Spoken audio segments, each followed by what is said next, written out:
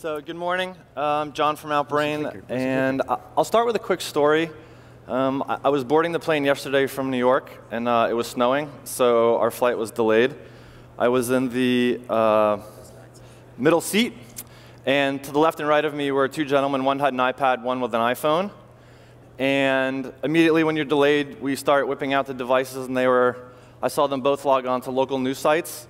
And instantly they're skipping over headlines, furiously scrolling through past thumbnail images and videos.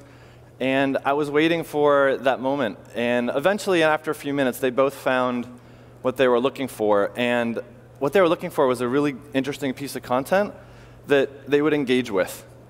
And so that's the magic at Outbrain that we're obsessed with. And we try to recreate that digitally.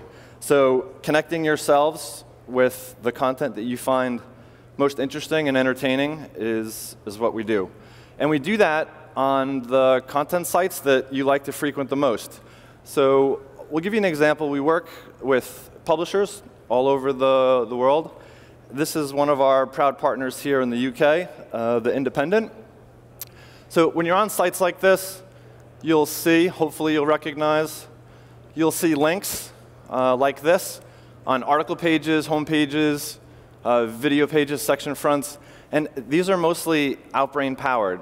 And what our recommendation engine is doing is sifting through all of the millions of possibilities and trying to pick out those nuggets that we think each reader is going to be interested in. And the links come in largely two buckets.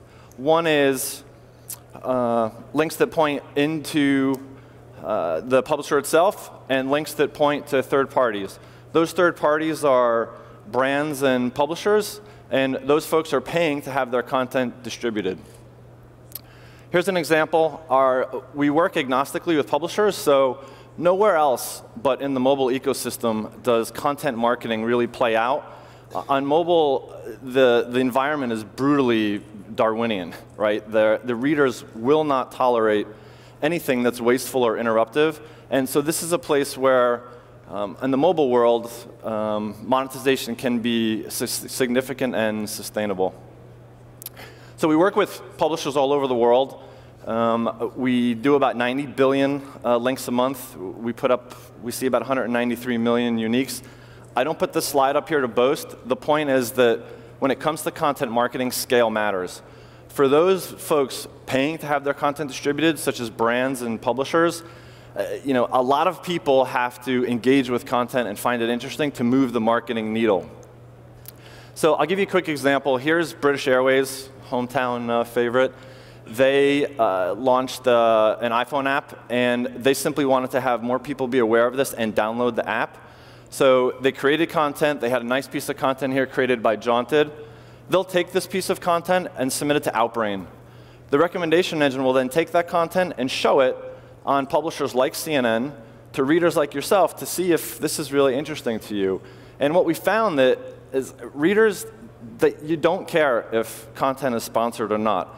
As long as it's authentic and it has some value and you're interested in it, you're happy to share it, and you're actually happy to take calls to action, in this case, driving successful downloads for British Airways.